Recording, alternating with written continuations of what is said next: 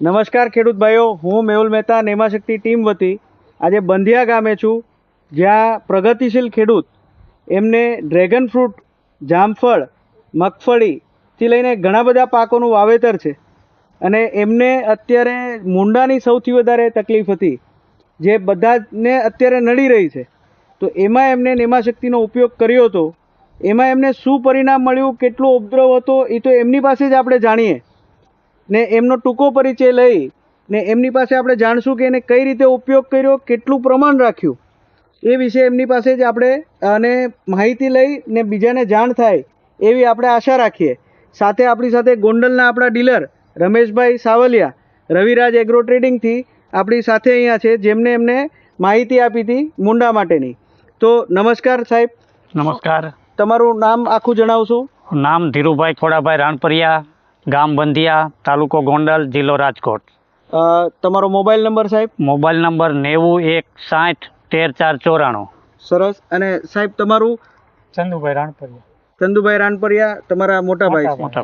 અને તમારો mobile number સાથે જણાવી દેજો. 9512564643. સરસ.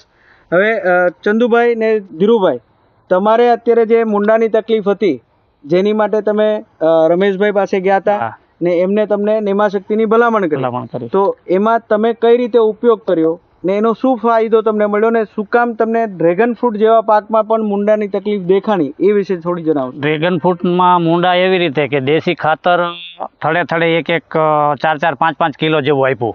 દેશી ખાતર. બરાબર. દેશી ખાતર આપ્યું, પછી વરસાદ થયો, થોડોક દિવસ 15-20 દિવસ થયા ને ત્યાં એમાં મુંડાનો ઉપદ્રવ થયો ખાતરમાં. હવે ડ્રેગનના બધા થળિયામાં મુંડા લાગુ પડ્યા. તો પછી રમેશભાઈને વાત કરી, કીધું આવી રીતે છે. તો એણે નેમાશક્તિ આપ્યું અને 200 લીટર પાણીમાં 1 કિલો ઓગાળ્યું. બરાબર. અને ચડાવી દીધું લાગટ.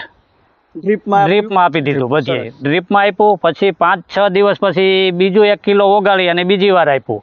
તો બીજી વાર આપ્યા પછી 4-5 દિવસ જ્યાં થયા ને ત્યાં એકેય થળિયામાં ક્યાંય મૂંડો દેખાતો નથી, બધા મરી ગયા છે. સરસ.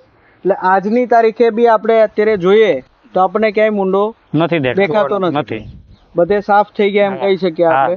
આપણી નજરે ચડતા નથી જે પેલા હતા. બરાબર. ને એની સામે અત્યારે આપણને બીજું કોઈ પણ જીવાતનો બી એવો કોઈ ઉપદ્રવ આપણને એવો દેખાઈ નથી.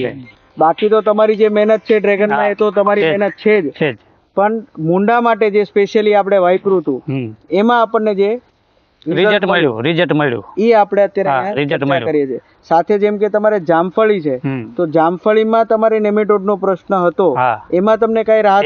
એમાં ઘણી રાહત છે. જે છોડવા વરસાદ આવ્યા પછીના જે 15-20 દિવસમાં જે કોળી ગયા હતા ને, ટૂંકમાં જે વિકાસ ચાલુ થઈ ગયો હતો ને, એ છોડવાનો વિકાસ ઓમ વધતો નહોતો. બરાબર. આપ્યા પછીનો થોડુંક એમ કે એમાં સુધારો થયો ખરો. એમ સુધારો થયો. હા. સરસ. ને એમાં અત્યારે આપણે નેમાશક્તિ વાપર્યું એને લગભગ 10 દિવસ થઈ ગયા. એટલે 10 દિવસમાં અત્યારે આપણને સુધારો દેખાય છે કે ફૂટ આગળ વધતી ચાલુ થઈ ગઈ છે. તો એમાં હજી આગળ જતા આપણને શું પરિણામ મળે છે એ તો આપણે આગળ જતા સમય જ કહેશે. પણ આવો પરિણામ બધાને મળે એવી અમે આશા રાખીએ. અને જેમ તમે ઉપયોગ કર્યો એમ બધા ખેડૂત ભાઈઓ પણ આનો થોડામાં 1 વીઘામાં ઉપયોગ કરી પોતે પરિણામ લઈ ને આગળ વધે એવી અમે આશા રાખીએ છીએ. રમેશભાઈ, તમને અત્યારે કેવું લાગે છે, જે તમારી ભલામણથી ખેડૂતે વાપર્યું ને અહીંયા આપણે આવ્યા છે આજે, તો તમને કેવું આનંદ થાય છે એમાં? બેસ્ટ રિઝલ્ટ તો બેસ્ટ જ છે, પણ એમાં એવું છે કેમિકલમાં જાય તો અડે તો મરે. બરાબર. હવે એ પ્રશ્ન તો અહીંયા અઘરો જ હતો, એટલે કે ભાઈ આ ગોતીને મારે, તો તમે ડ્રીપમાં આપી દો ને તો કામ હેલું થઈ જાય. અને ઓલો ખર્ચો કરી નહીં, મૂંડો તો મરશે નહીં, જે ગાય ચડશે એટલો જ કેમિકલથી મરવાનો છે. બરાબર છે.